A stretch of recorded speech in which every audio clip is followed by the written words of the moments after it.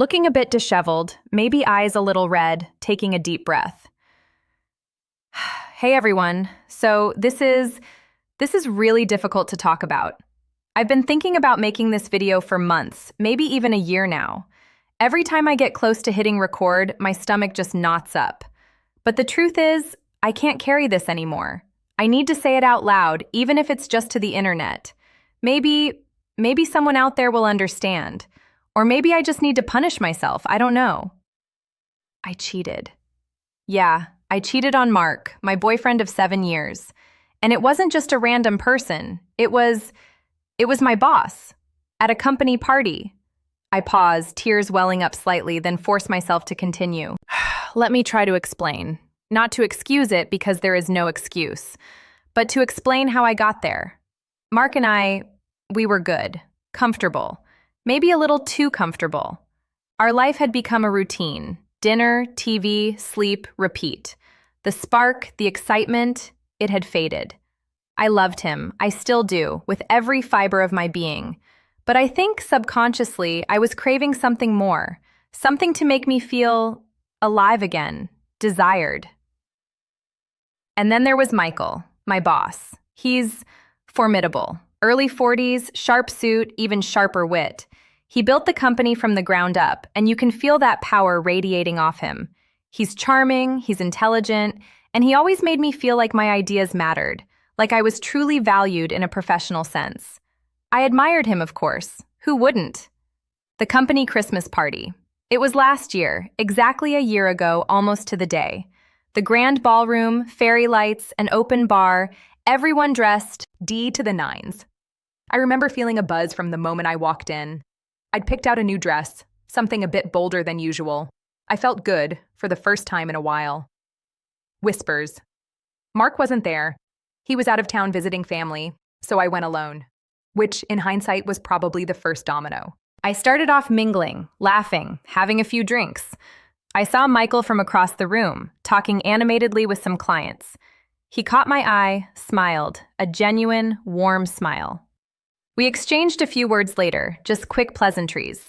But then, as the night went on, the alcohol flowed, and people started letting their guard down. Michael sought me out. We ended up at the bar together, laughing about some ridiculous office anecdote. He was charismatic, he listened intently, and he made me feel seen. Truly seen, not just as an employee, but as a person, as a woman. He complimented my dress, softly, sincerely. "You look stunning tonight, Sarah." My cheeks flushed. It had been so long since I'd heard anything like that. Not from Mark, anyway. Mark would say I looked nice, but this felt different. It felt potent. The conversation grew more personal.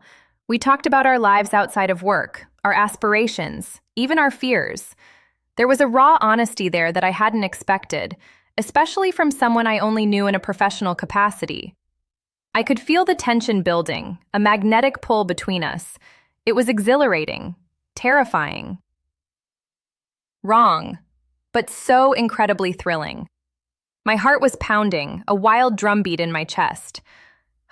Every touch, every lingering glance felt like a secret shared, a forbidden fruit dangled just out of reach. I remember thinking, this is dangerous, you need to stop. But another part of me, a part I barely recognized, whispered, just a little more, what's the harm? The lights were low, the music was loud, and the world outside that small bubble we had created at the edge of the dance floor seemed to melt away. At some point, the party started winding down. People were calling cabs, saying goodbyes. Michael leaned in, his voice a low rumble next to my ear. "It's getting late. Fancy one last drink? Somewhere a bit quieter?" My breath hitched. I knew exactly what that meant. My mind screamed, "No!" My body, however, felt a current of electricity surge through it, a desperate need for that thrill to continue. I nodded.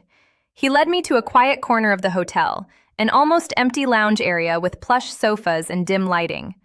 We sat close, knee to knee. The conversation faded, replaced by loaded silences. His hand found mine on the sofa cushion, a light, almost accidental touch that sent shivers down my spine. My fingers intertwined with his. It felt inevitable. Then he turned to me, his eyes dark and intense in the low light. "Sarah," he whispered, and then he was kissing me. Oh God, the kiss. It wasn't gentle, it was desperate, hungry. All the unspoken tension of the night, all the forbidden desire, exploded in that moment. My rational brain completely shut down. It was pure sensation. The taste of whiskey and mint, the feel of his lips, the scent of his expensive cologne. My hands went to his hair, pulling him closer.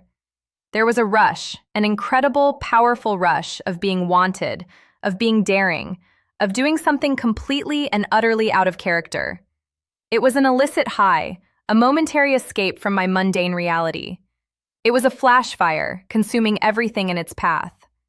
We didn't go further than kissing that night. It was just that. Intense, passionate, drawn-out kissing, hidden away in that quiet lounge, until we both snapped back to reality with a jolt. The adrenaline faded, replaced by a cold, heavy dread. We pulled apart slowly.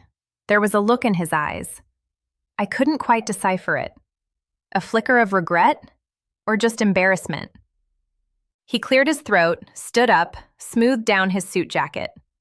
I should get going, he said, his voice a little hoarse. You too, Sarah. Get home safe. And just like that, it was over. The spell was broken. The thrill was gone, replaced by a horrifying, gut-wrenching realization of what I had just done. Walking out of that hotel, the cold night air hit me like a physical blow. The shame started immediately. It was like a tidal wave. My stomach turned, my head throbbed, and every step I took felt heavy with guilt. How could I have been so selfish, so stupid, so utterly, completely out of control? The taxi ride home was a blur of tears and self-loathing. All I could think about was Mark, his kind eyes, his trusting nature. I pictured him, innocent and unaware, probably asleep in his hotel room right hundreds of miles away. And here I was, having betrayed him in the most intimate way. Sighs. When I got home, the apartment felt suffocating. Every object seemed to mock me. The picture of Mark and me on the mantelpiece, the comfortable armchair he always sat in, even his toothbrush in the bathroom. I looked in the mirror, and I didn't recognize the person staring back. My eyes were shadowed, my lips swollen from the kiss. A stranger, a cheat, a liar. The guilt has been a constant companion ever since. It sits on my chest, heavy and suffocating. Every time Mark touches me, I flinch inwardly, feeling like a fraud. Every time he says, "I love you," my heart aches with the secret I'm keeping. I've become paranoid, jumping at every phone call, every email, terrified that somehow he'll find out. Or that Michael will say something, even though he hasn't, not a word since that night, beyond professional exchanges. The awkwardness at work is unbearable, a silent, unspoken thing hanging between us, coloring every interaction. Sometimes I catch his eye, and I see a flicker of something. I don't know what, but it's there. I tried to push it down, to forget it ever happened, but it replays in my mind over and over. The thrill, yes, but mostly the shame, the betrayal, the pure agony of knowing I hurt someone I love so deeply. I destroyed my own peace. I don't know what I expect from telling this. Maybe just, finally breathe. To confess it, even if it's just to the void of the internet. I know I deserve whatever judgment comes my way. I know I messed up horribly. I'm living with the consequences every single day. And the hardest part is, I still don't know how to fix it. Or if it can even be fixed. Crying.